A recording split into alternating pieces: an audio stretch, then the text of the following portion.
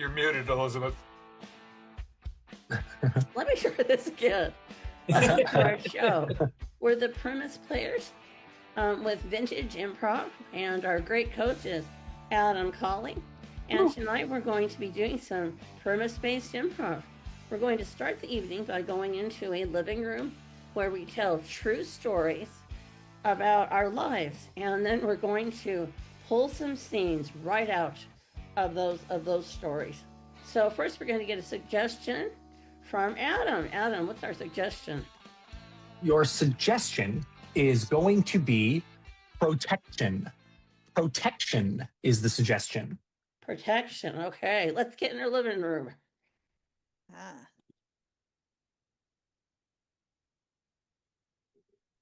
Okay, my mom has never does anything illegal.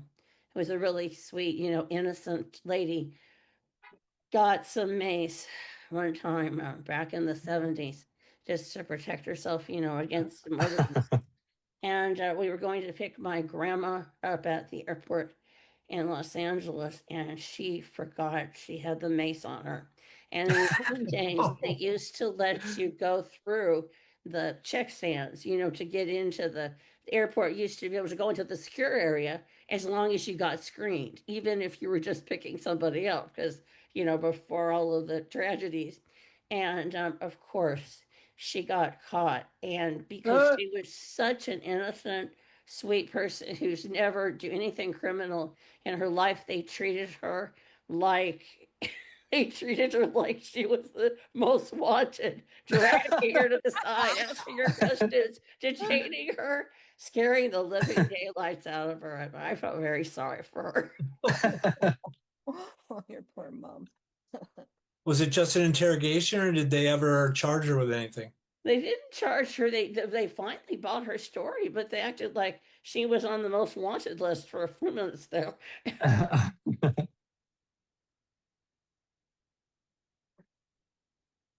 Well, when I think of protection, I think of especially when I was younger, sexual protection from like pregnancy. And I remember when I was young, going to the Planned Parenthood and getting what with my boyfriend. We got I don't know, I think I went on the pill, I don't know, whatever. And they had a nice little chat and little conference room where everybody was talking and giving us information. And anyway, later on, I started to I would get these little love notes from him. And, and they were on the Planned Parenthood notepad that he had carefully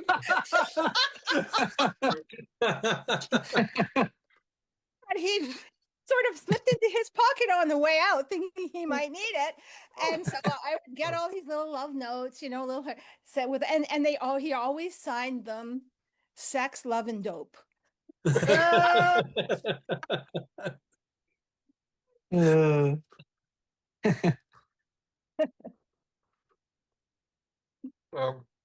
Protection reminds, I mentioned, I think, one week that I was in a floor hockey league. And I mean, for the most part, you're playing with, this plastic puck and you're running around on the floor. So there's not a lot of pads and everything else. But Chuck, our goaltender, had played hockey in college. I mean, he'd actually been on the Dartmouth team. And so what he loved doing, because he was our goalie, he would come in a full set of, all these it's mostly teens and tweens in their shorts. And there's us, kind of in sweats. And here's Chuck with his chest protector, his pads, and his arm pad, and the big goalie stick. And I mean, people just thought we were, a bunch of old farts anyway. But then here's this old fart looking like he's just come out of King Arthur's court, in a full suit of armor. We have a dog that not that we we want the kind of dog that's, totally uptight and yaps, but we like our dog to be at least reactive. And he's not, I mean, total strangers have walked into our house and our dog just kind of lays there and takes them in and, just looks them over, and then goes back to laying down. And he's still young. He's like 9 or 10 years old and he's got a lot of energy, but he just not a protective bone in his body. If you had a treat for him, he would jump. He would have all kinds of energy. But you have to make that clear to him. You have to say, "I have a treat for you," and then at that point, he's up and at him. But otherwise, nah. We have our house could get ransacked, and he'd probably just. The other thing that protection reminds me of is sun protectant. Mm. And as you can tell, I'm Nordic. I mean, I'd burn if we put a new light bulb in the fixture. And growing up, there were really only two kinds of sun protection in our household. There was zinc oxide, the white looks like your face has been spackled, that I would constantly have on my nose and my forehead. And the other thing we had a lot was cocoa butter. Yeah. So it was the only two things you had. You were either greased up and ready to fry, or you looked like you were ready to, enter a nuclear fallout zone. Yeah. Edit. Yeah.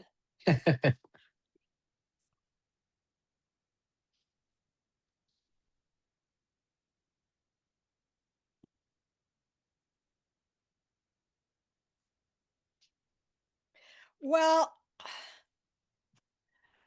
gee, Sarge, I'm feeling a little tired. This is a long stakeout, don't you think? Oh, Yeah, we've been here what 3 or 4 days now, right? yeah. Can you pass me the Coke in the yeah, from the back seat? Yeah, Yeah. let me Yeah. get back here. Here you go. Here you go, rookie. I I I just wondering though. I was noticing over there, at that store, like I mean, it looks like somebody's going in and it's midnight and like they're rattling. Should we not be going over there and checking that out? You know? You know what? Maybe. I like your instincts. You got a good instinct there, but you just gotta, when's the right time? Do you got to feel for when the right time to be? You don't think now is the? I mean, it looks they're in. They've got Oh, like they are in, huh? they're Well, in. gee, Let me just like.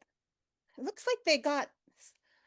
Looks like they're packing stuff in a garbage. Two of them now. I don't. Well, you don't want to rush these things. You want to make you gotta wait till you want to have enough evidence. You really want to have them solid. Sarge, I want to be like like somebody who has a lot of arrests on their history. I want to move forward. I want to be a detective.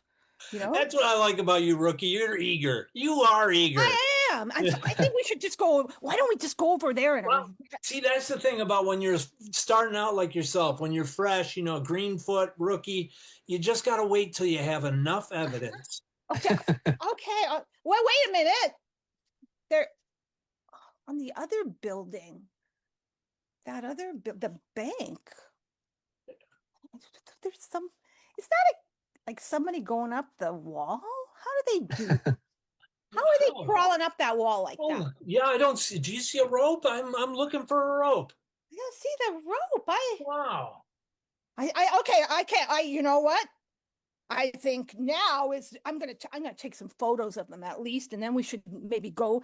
Is that what we do now? We go over there and we just. Well, you got any evidence? We're looking for evidence right now. I mean, I don't think it's against the law to be climbing up a bank wall outside in the middle of the night. Guess not. Sarge, I'm so disappointed. I thought we were going to have some fun out here. I wanted to. We are. People. Don't worry. It's a long night, and we're going to get some evidence on somebody. Like, look, that person's jaywalking over there. Let's go get him. All right then. Edit.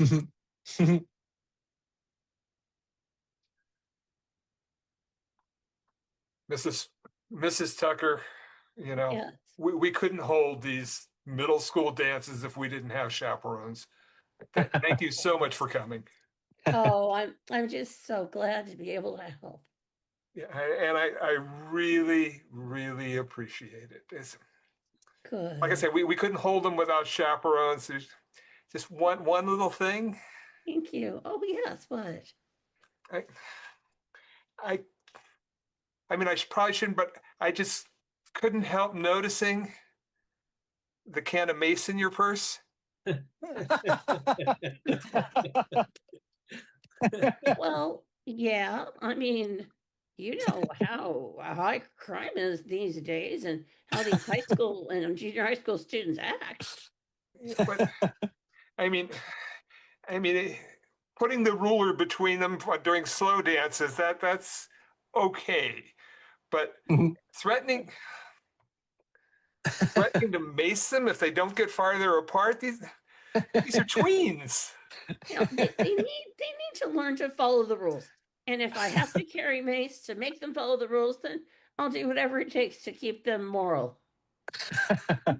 I appreciate that. I really do. Teenage pregnancies are, well, I mean, they're high. I'll admit that. Yeah. So yeah. So maybe we could use that as our baseline. Is that we want to maintain morals, but maybe we could just tone it down a bit. I don't know. Okay, so you objected to me threatening that young man with mace for holding that girl too tight? Well, I that was bad enough, but then you pulled out the taser from your fanny pack. Well, you know what? I need to keep these kids in line. You didn't have me here for nothing, did you? No, you're right. I need to go. I need to go check on things. Call Elizabeth. Hello. Okay, so, ma'am, I only have one last roll of toilet paper, and I'm sorry. I'm really sorry that. Please don't spray me. All right, get ready. Please, no, Ow. ma'am. Do not. I mean, you can have the very last one. Don't spray me. I'm giving you the. Look, we've got some Charmin in the back, if that would work. Right, the mace or the taser, lady. Pick one. Okay. Wait. You better watch out because we got some bear spray on aisle too, and you never know. Cover. All right, that's it. I'm taking you down to the station. Edit.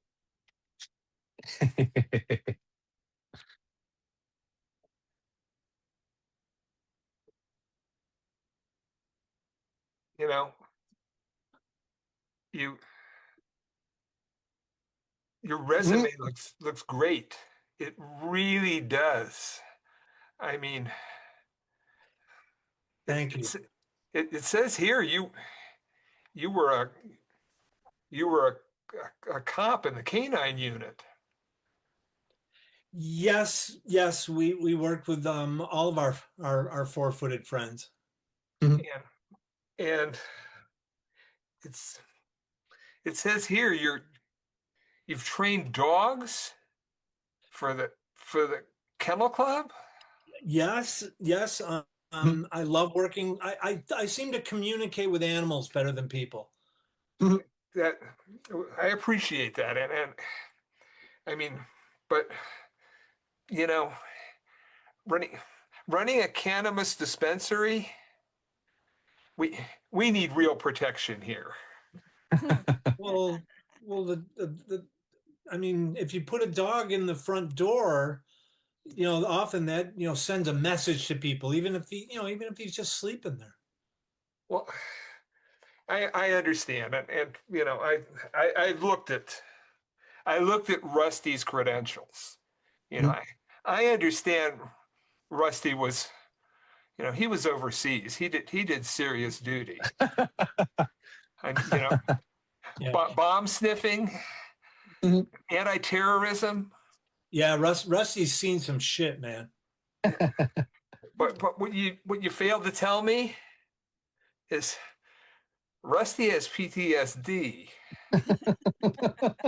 You know, we've got him on some Prozac right now. He's we think we've got the right balance. He's pretty laid back. You know, I mean, go talk to Rusty. He'll listen to I, you, man. I would, but Rusty got into the edibles. Rusty's basically insensate. Oh man, you should. Wow, how many did he eat? Well, you see this jar? Yeah. It's empty now. Oh man. Oh, can he crash at your place for the night? I mean, he's going to be gone for a while. I think he's just going to have to stay here because, he's a good 180 pounds. I don't think even the two of us can lift him up and carry him out of here. Yeah. Well, he seems pretty comfortable right there. I mean, people can step over him when they come in, and once again, it sends a message of we've got a guard dog. It also sends a message we've got really good edibles. Edit. Bingo.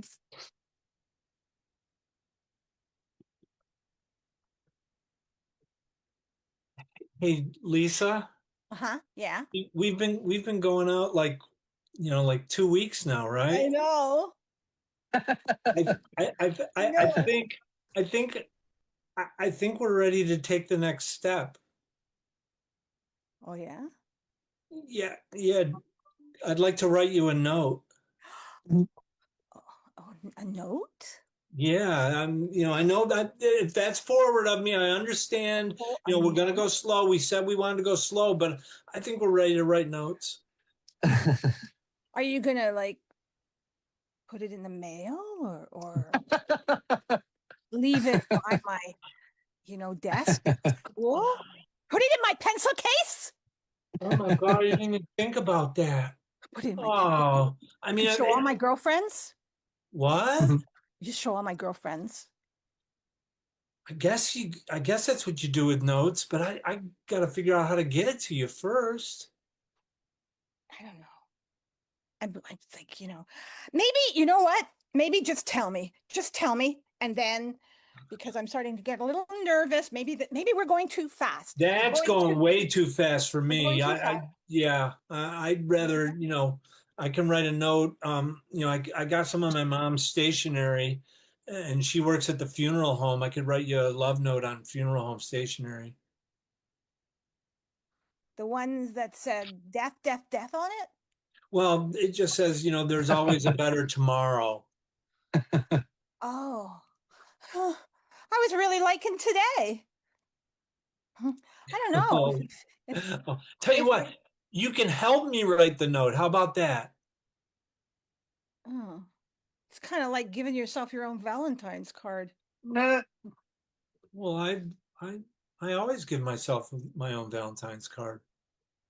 Yeah, I think that might, okay. I'm just going to write you a note. Okay? Well, that's awful forward of you to be the girl writing the note. Yeah. It's the 70s, man. It's a whole new era. Whole new era.